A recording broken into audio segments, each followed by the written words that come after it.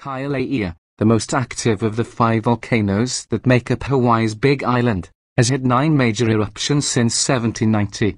As recently as 1974, it blew its top sufficiently to destroy roads in the southeast corner of the island. Most days, it just percolates along, venting a perpetual plume of sulfur dioxide while searing red magma gurgles for the tourists who are funneled by for a glimpse.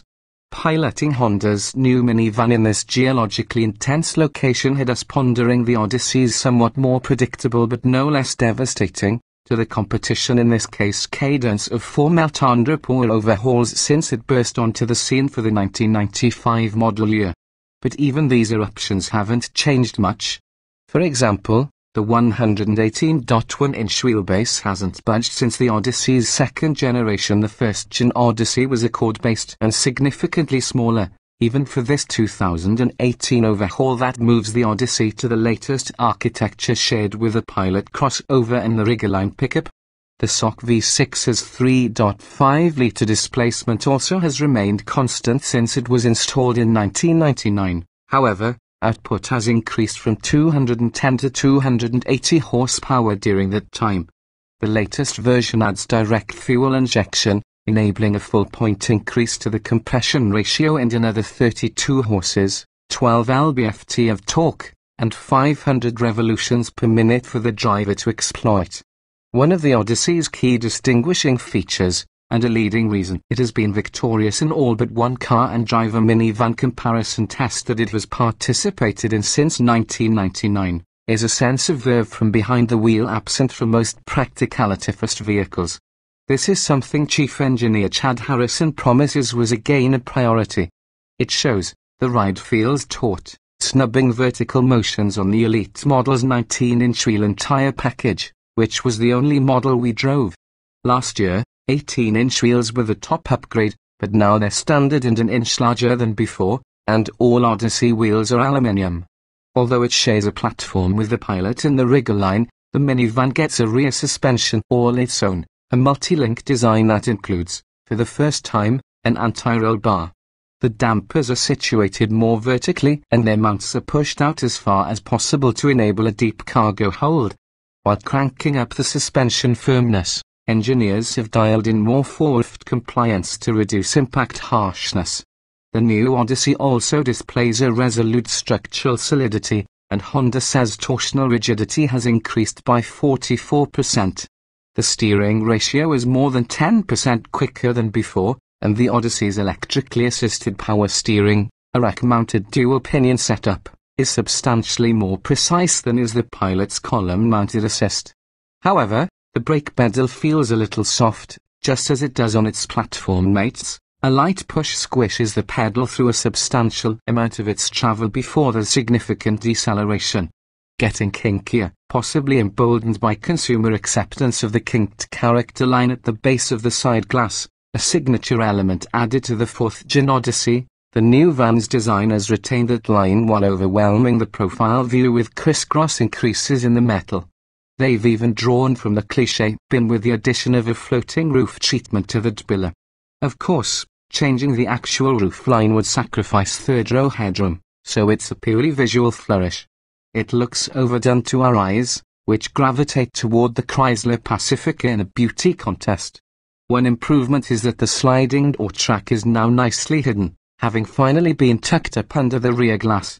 The top 2 trim levels, Touring and Elite, debut the first-ever front-drive 10-speed automatic transaxle. This unit features planetary gear sets for the first time in a Honda-designed gearbox, as well as one of the widest ratio spreads in transmissiondom.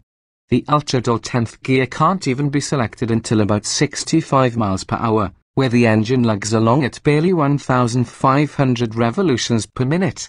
Power throttle upshifts are extremely smooth, and the transmission quickly recognizes grades and jumps to a lower gear. But we also found some downshifting inconsistencies. For example, while cruising at 55 miles per hour 7th gear, flooring the throttle yields a swift and direct 7-3 downshift. However, increase the speed to 60 miles per hour 8th gear and the same maneuver delivers a lackadaisical response in 4 distinctly felt shifts before it finally reaches 3rd gear. The rest of the lineup gets the pilot's ZF 9-speed transmission, although Chief Engineer Harrison promises improved shift smoothness, a sore spot in that SUV. The biggest dimensional change for 2018 is a 0.7-inch narrowing, done for the purposes of reducing frontal area and improving aerodynamics. Along with active grille shutters, the engine upgrades and the 9 and 10-speed automatics help all Odysseys earn 1,928 miles per gallon city highway EPA ratings, same as the Pacifica and just one highway MPG better than last year. This narrowing means the total interior volume shrinks slightly. To maintain a consistent cargo volume figure, Honda shifted the third-row seats forward 2 inches, which reduces rear legroom. But Honda still can claim more legroom than the Toyota Sienna and the Pacifica, and its third row is habitable by adults.